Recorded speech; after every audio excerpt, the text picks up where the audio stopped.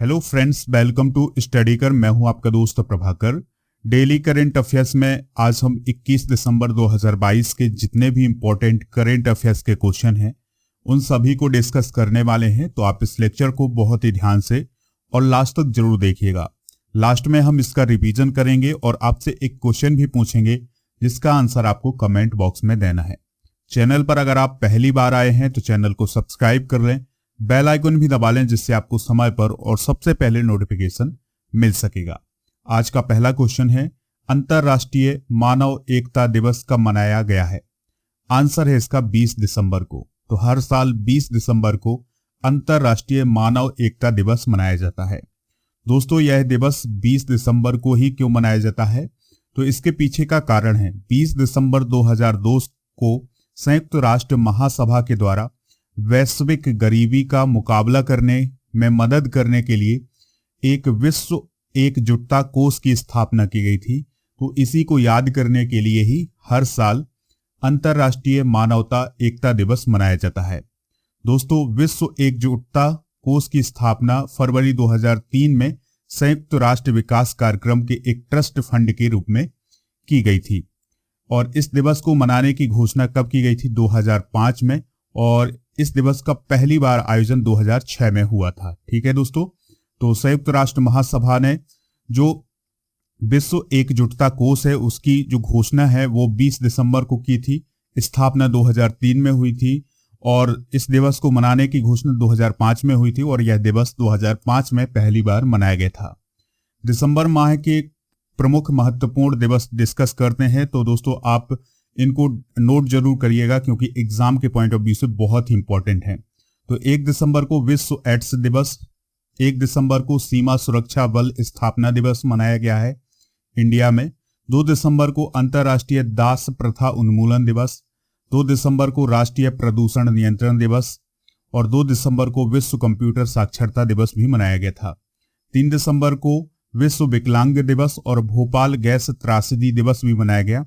4 दिसंबर को भारत का नौसेना दिवस, 5 दिसंबर को अंतर्राष्ट्रीय स्वयं सेवक दिवस और अंतर्राष्ट्रीय मृदा दिवस मनाया गया।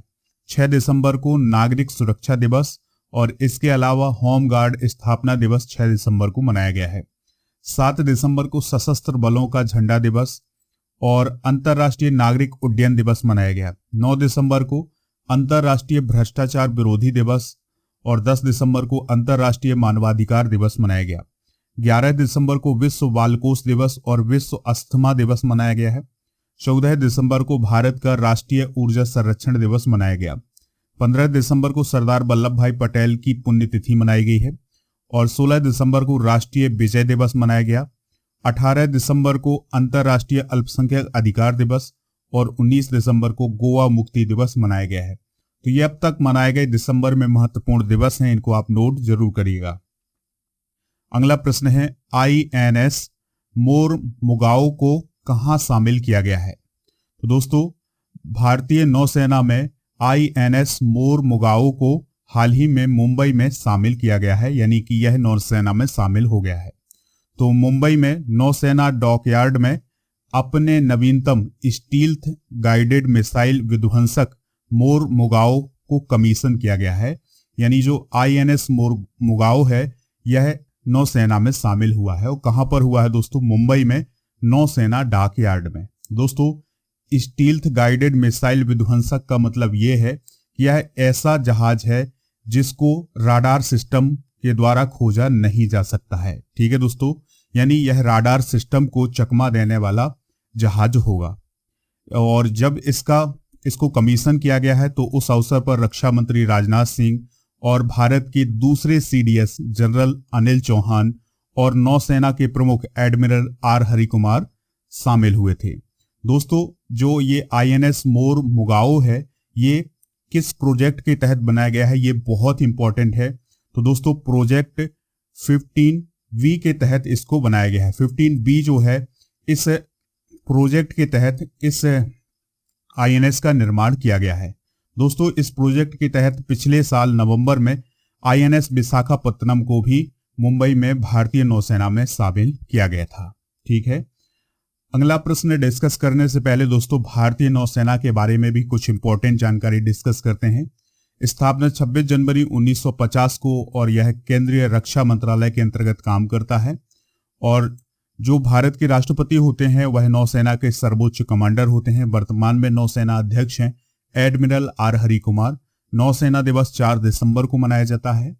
नौसेना की 3 कमान है और उनके मुख्यालय भी डिस्कस कर लेते हैं। पश्चिमी नौसेना कमान का मुख्यालय मुंबई में है, दक्षिणी नौसेना कमान का मुख्यालय कोच्चि में है और पूर्वी नौसेना कमान का मुख्यालय विशाखापत्तनम में है। अगला प्रश्न है, भारत और किस देश के बीच यात्री फेरी सेवा शुरू होने जा रही है?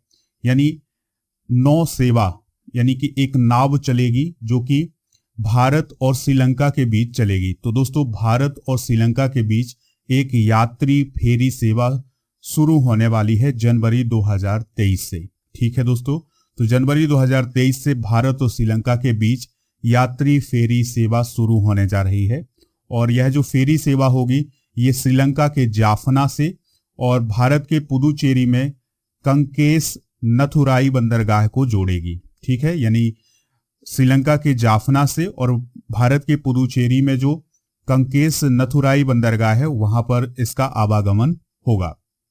दोस्तों ये फेरी सेवा शुरू होने से क्या होगा, तो यह जो यात्री फेरी सेवा शुरू होगी इसमें पर्यटन क्षेत्र को बढ़ावा मिलेगा, यानी भारत और श्रीलंका के बीच जो पर्यटन है उसको बढ़ावा मिलेगा और दोनों देशों के बीच जो सांस्कृतिक संबंध है वो भी इसके माध्यम से मजबूत होंगे।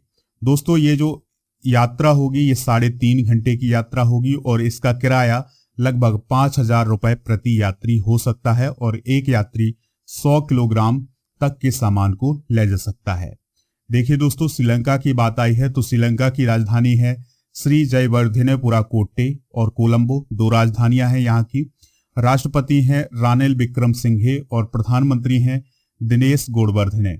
ये आप मैप में देख रहे हैं, भारत के दक्षिण में स्थित है श्रीलंका और यह एक द्वीपीय देश है, यानी द्वीप बना हुआ है इसमें, मतलब ये एक द्वीप के आकार का देश है और भारत और श्रीलंका के बीच में गल्फ ऑफ मन्नार है।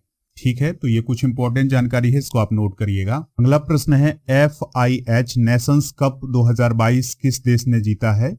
FIH को हम इंटरनेशनल हॉकी फेडरेशन के नाम से भी जानते हैं। तो international hockey federation Nations cup 2022 किस देश ने जीता है? तो याद रखिएगा इसको भारत ने जीता है। भारत की कप्तान कौन थी? सविता पुनिया। तो उनके नेतृत्व में जो भारतीय महिला टीम थी उसने वालेंसिया स्पेन में खेले गए फाइनल मुकाबले में स्पेन को 1-0 से हराकर FIH नेशंस कप 2022 को अपने नाम किया है। ठीक है दोस्तों, आप याद रखिएगा FIH नेशंस कप का आयोजन स्पेन में किया गया है और भारत ने फाइनल मुकाबले में स्पेन को 1-0 से हरा करके जीत हासिल की है। FIH को हम फेडरेशन इंटरनेशनल डी हॉकी या इंटरनेशनल हॉकी फेडरेशन के नाम से जानते हैं। इसका हेडक्वार्टर लुसाने स्विट्जरलैंड में है और इसके अध्यक्ष हैं मोहम्मद तैयब इकराम और इसके सदस्य देशों की बात करें तो इसमें 137 सदस्य देश हैं।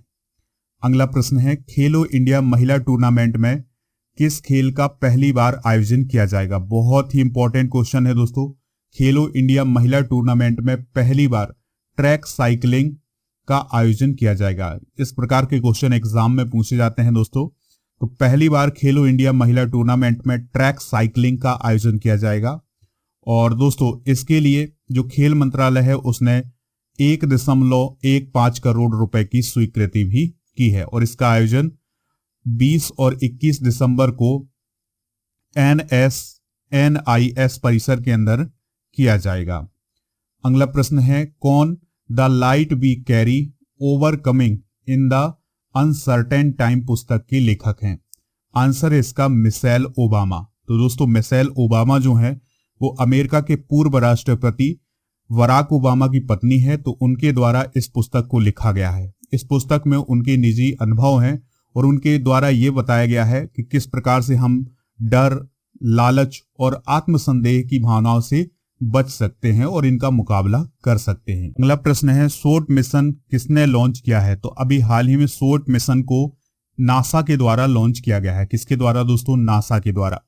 तो अमेरिका की अंतरिक्ष एजेंसी नासा और फ्रांस की अंतरिक्ष एजेंसी CNES के द्वारा संयुक्त रूप से पृथ्वी की सतह पर लगभग सभी पानी को ट्रैक करने के लिए सोर्ट मिशन को लॉन्च किया है। यानी दोस्तों ये सोर्ट मिशन जो है ये पृथ्वी पर पानी का पता लगाएगा कि किन किन स्थानों पर कितना पानी है। ठीक है, तो इस मिशन को जरूर याद रखिएगा, ये नासा ने लॉन्च किया है और इसके लिए जो उपग्रह लॉन्च किया गया है उसको फाल्कन 9 रॉकेट के माध्यम से लॉन्च किया गया था और यह मिशन 3 साल का मिशन है। ठीक है दोस्तों, और यह उपग्रह पृथ्वी की सतह के 90% से अधिक ताजे जल के पानी के जो स्रोत हैं और समुद्र के पानी की ऊंचाई को मापेगा। अगला क्वेश्चन है, हाल ही में किस राज्य सरकार ने योजनाओं के लिए आधार अनिवार्य कर दिया है? आंसर है इसका तमिलनाडु। तो तमिलनाडु की सरकार के द्वारा यह कहा गया है कि अगर कोई व्यक्ति तमिलनाडु में किसी भी सरकारी योजना का लाभ लेना चाहता है तो उसके लिए आधार अनिवार्य होगा, यानी उसके पास आधार अंक होने जरूरी हैं। लेकिन इसमें नाबालिग बच्चों को अलग रखा गया है। दोस्तों, अगर कोई व्यक्ति ऐसा है जिसको किसी भी योजना का लाभ लेना है और उसके पास आधार अंक नहीं है तो उसको सबसे पहले आधार का नामांकन करवाना होगा, फिर वो उस योजना का लाभ ले सकता है। तमिलनाडु के मुख्यमंत्री जरूर याद रखिएगा कौन है, MK स्टालिन है। ठीक है, अगला प्रश्न डिस्कस करते हैं, गोवा मुक्ति दिवस कब मनाया गया है?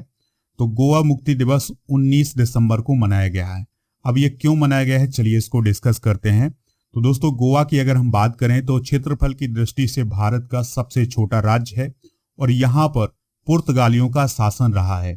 ठीक है, तो पुर्तगालियों से गोवा 1961 में आजाद हुआ था और भारत सरकार के द्वारा ऑपरेशन विजय चलाया गया था और इस ऑपरेशन विजय के अंतर्गत ही गोवा को पुर्तगालियों से मुक्ति मिली थी। यानी कि 1961 में गोवा को पुर्तगालियों से मुक्ति ऑपरेशन विजय के द्वारा प्राप्त हुई थी, इसलिए हर साल 19 दिसंबर को गोवा मुक्ति दिवस मनाया जाता है।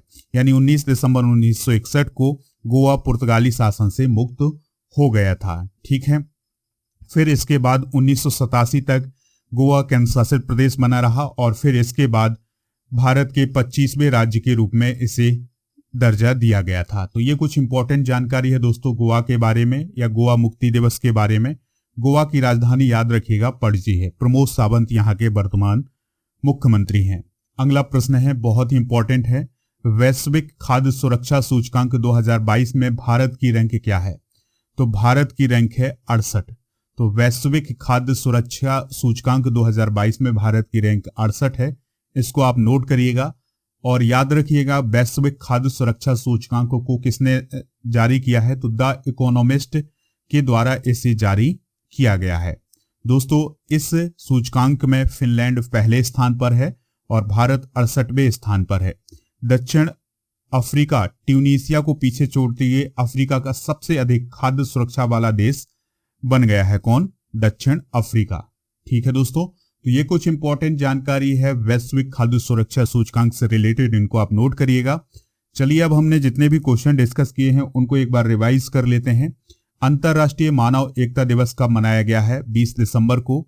INS मोर मुगाओ को कहां शामिल किया गया है? मुंबई में। भारत और किस देश के बीच यात्री फेरी सेवा शुरू होने जा रही है? श्रीलंका। FIH नेशंस कप 2022 किस देश ने जीता है? भारत ने। खेलो इंडिया महिला टूर्नामेंट में किस खेल का पहली बार आयोजन किया जाएगा? ट्रैक साइकिलिंग का। कौन? The light we carry overcoming the uncertain time पुस्तक के लेखक हैं मिशेल ओबामा। सोर्ट मिशन किसके द्वारा लॉन्च किया गया है? नासा के द्वारा।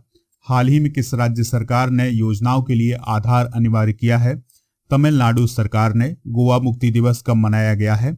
19 दिसंबर को। और वैश्विक खाद्य सुरक्षा सूचकांक 2022 में भारत की रैंक क्या है? 68 है। आपसे एक क्वेश्चन पूछा जा रहा है, उससे पहले दोस्तों एक इंपॉर्टेंट जानकारी है कि अगर आप इस लेक्चर का PDF प्राप्त करना चाहते हैं तो PDF मिलेगा आपको हमारे एप्लीकेशन पर। एप्लीकेशन का लिंक डिस्क्रिप्शन बॉक्स में दिया गया है। तो सबसे पहले आप हमारे एप्लीकेशन को डाउनलोड कर लें, फिर इसके बाद आप PDF डाउनलोड कर सकते हैं। तो आज का क्वेश्चन है, अंतरराष्ट्रीय मानव एकता दिवस कब मनाया गया है? 20 दिसंबर, 19 दिसंबर, 18 दिसंबर या 17 दिसंबर? जो भी इसका राइट आंसर हो कमेंट बॉक्स में जरूर बताइएगा। लेक्चर पसंद आया हो तो लाइक करें, शेयर करें सभी दोस्तों को सभी सोशल मीडिया प्लेटफॉर्म पर। जय हिंद, वंदे मातरम।